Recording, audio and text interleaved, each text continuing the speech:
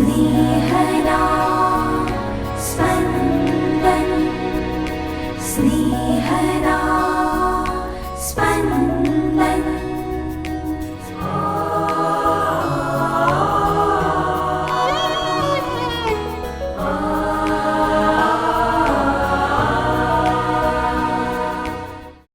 સામાન્ય કાળના 11મા અઠવાડિયાનો ગુરુવાર. ઈસુ ખૂબ શબ્દોવાળી પ્રાર્થનાને બદલે ખૂબ શ્રદ્ધાવાળી પ્રાર્થના કરવાનું શીખવે છે. શું આપણી પ્રાર્થના શ્રદ્ધા ભરપૂર છે? સાંભળીએ સંત માથીકૃત શુભ સંદેશ, અધ્યાય 6, કડી 7-15. વળી તમે પ્રાર્થના કરવા બેસો ત્યારે વિધર્મીઓની પેઠે નિરર્થક લપલપાટ કરશો નહીં. તે લોકો એમ માને છે કે બહુ લપલપાટ કરવાથી ઈશ્વર તેમની વાત કાને ધરશે. પણ તમે તેમને પગલે ચાલશો નહીં, કારણ તમારા માંગ્યા પહેલાં જ તમારા પિતાને ખબર છે કે તમારે શાની જરૂર છે. માટે તમારે આમ પ્રાર્થના કરવી: હે અમારા પરમપિતા, તમારા નામનો મહિમા થાવ. તમારું રાજ્ય આવો.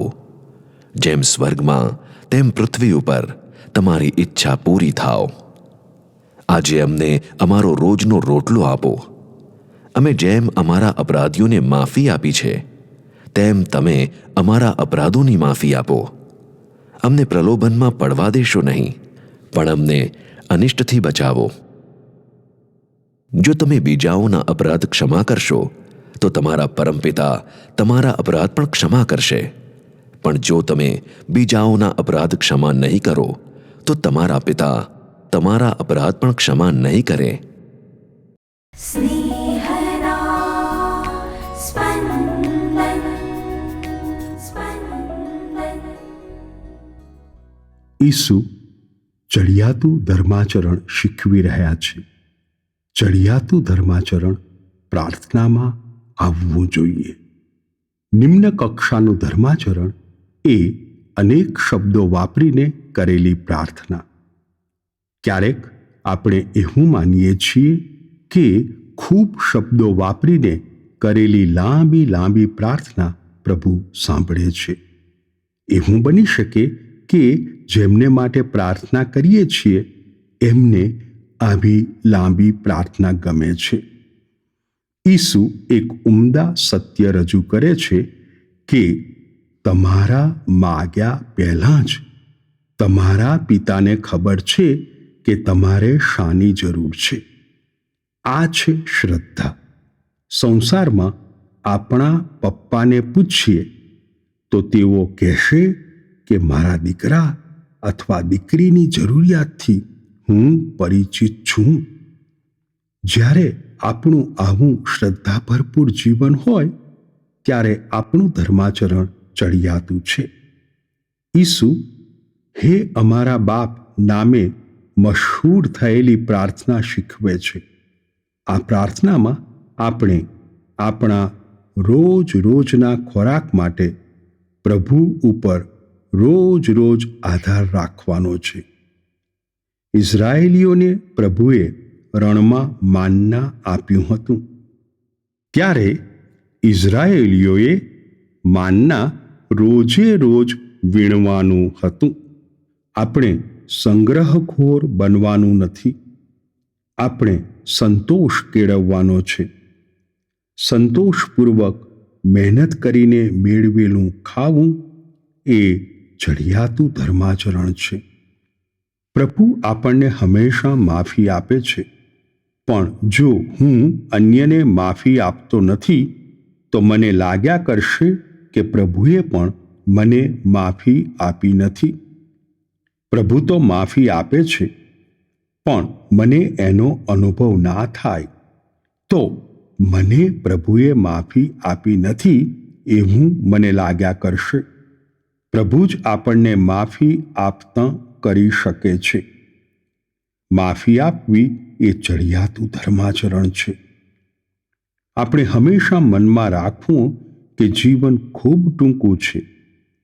સંસાર છે એટલે અબોલા ઝઘડા થાય. આ માનવીય ધર્માચરણ.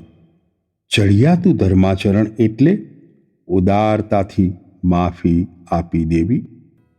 પ્રભુ આપણને એવી શક્તિ આપે છે કે આપણે આપણા અપરાધીઓને ક્ષમા કરીએ.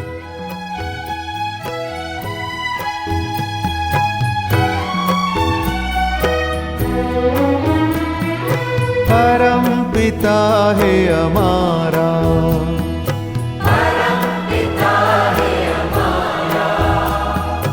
आपना नामनो महिमा थाओ, राज्य आपनो आओ.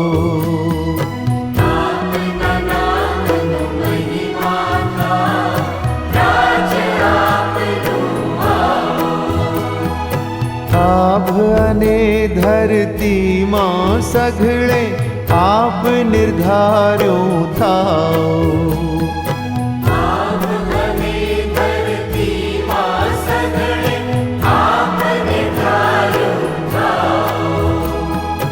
આજનો રોટલો આજે આપો,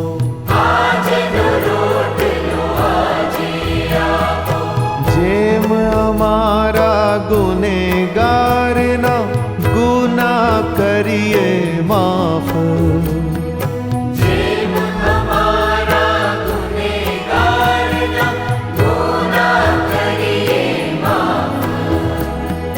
તેમ અમારા સઘળા ગુના માફ કરી દો આપ.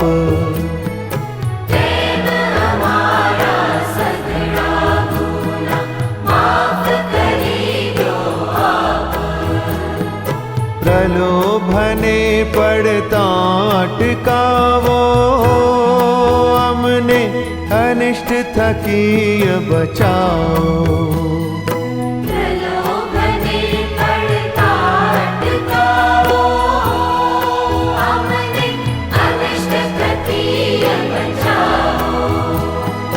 રાજાધિરાજા આપ,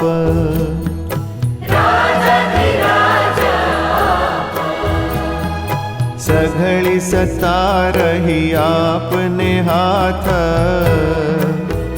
સાચે પરમ પ્રતાપી આપ.